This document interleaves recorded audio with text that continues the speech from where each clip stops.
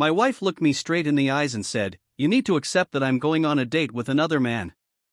I didn't argue. I didn't shout. I simply smiled and said, "Okay." She thought she had won, but neither of us knew that one quiet word would change our lives forever. My name is Daniel, and for 12 years, I believed my marriage was built on trust. Emily wasn't just my wife. She was my best friend. We met in college when we were both broke students sharing the same library table every Friday afternoon. She laughed at my terrible jokes, believed in my impossible dreams, and held my hand when my father passed away. Together, we built a life from nothing. A small apartment became a beautiful home. Old furniture became family memories. Hard days became stories we laughed about years later. People often said we looked like the perfect couple. Maybe that's why no one noticed how slowly things began to change. It started with little moments. Emily smiled at her phone more than she smiled at me. She stayed late at work more often. Weekend plans became office dinners. Whenever I asked if something was wrong, she always gave the same answer. "You're overthinking, Daniel." I wanted to believe her. Love often chooses hope over evidence. One evening she came home wearing a dress I had never seen before. "You look beautiful," I said. She barely looked at me. "Thanks." Her phone buzzed. She smiled instantly. Not at me. At the message. That smile hurt more than I wanted to admit. Weeks passed. Our conversations became shorter. Our dinners became quieter. The silence in our house grew louder every day. Then came the night that changed everything. Emily placed 2 plates on the dining table. She didn't eat. Instead, she folded her hands and stared at me. "We need to talk." No husband ever enjoys hearing those 4 words. I put down my fork. "What's wrong?" She took a deep breath. "My co-worker Ryan asked me to dinner."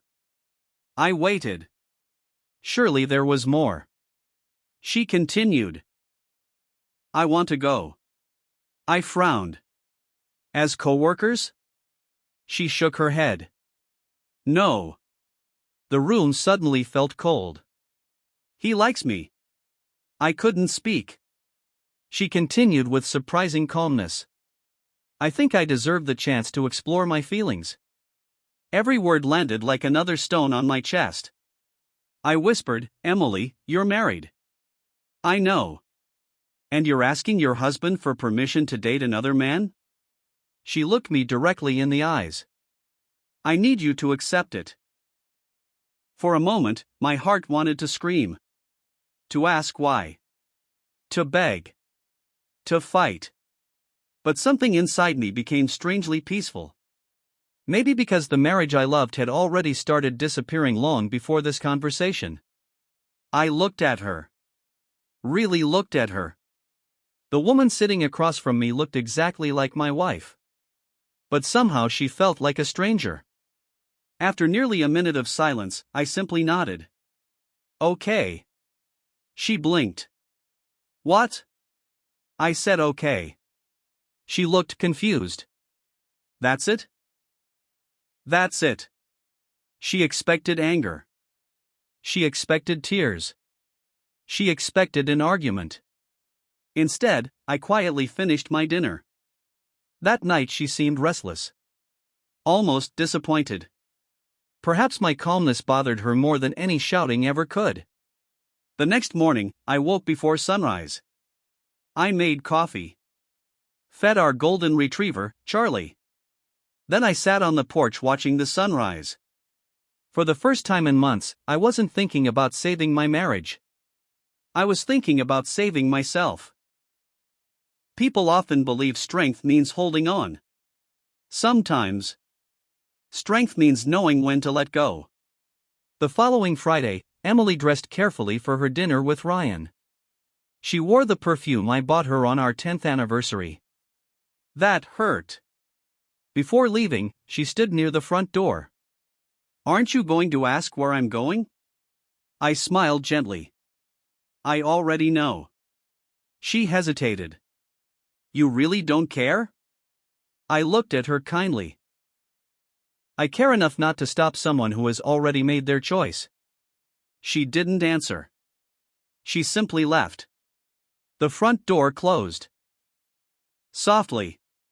The house had never sounded so empty. Charlie walked over and rested his head on my knee. I scratched behind his ears. Looks like it's just you and me tonight, buddy. Instead of sitting at home feeling sorry for myself, I did something I hadn't done in years.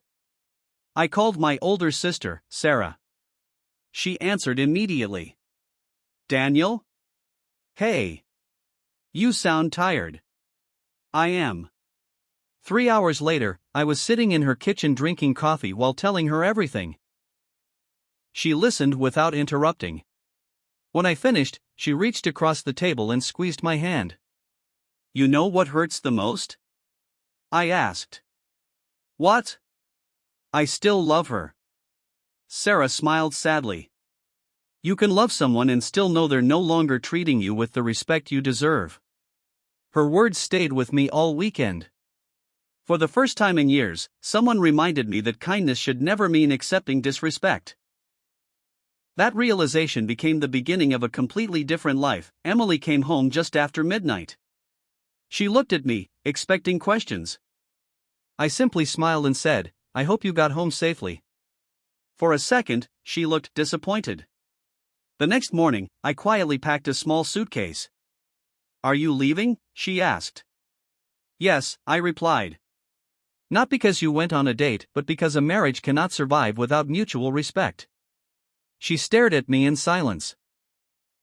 I thought you'd fight for us, she whispered. I did, I answered softly. 4 months. You stopped fighting long before I did. A week later, I filed for divorce. I didn't insult her. I didn't seek revenge. I wished her peace and walked away with my dignity. Months passed. I focused on healing, spending time with family, volunteering at a local food bank, exercising, and rebuilding the life I had forgotten while trying to save a broken marriage. One afternoon, Emily called. Through tears, she admitted that Ryan had never truly loved her. The excitement she chased disappeared quickly, and she realized too late that she had thrown away someone who had genuinely cared for her. I'm sorry, she cried. Can we start over? I closed my eyes for a moment before answering. I forgive you, Emily. Holding on to anger only hurts me. But forgiveness doesn't always mean going back. There was silence. I hope you find happiness, I said gently. And I hope you do too. I ended the call with no hatred in my heart. That day, I realized something important. Real love is built on trust, loyalty, and respect. Not on testing someone's patience or asking them to accept betrayal. Sometimes the kindest thing you can do is forgive. And sometimes the bravest thing you can do is walk away. Life lesson: never confuse kindness with weakness. A person who truly loves you will never ask you to accept betrayal. Respect is the foundation of every lasting relationship, and self-respect is the foundation of a peaceful life.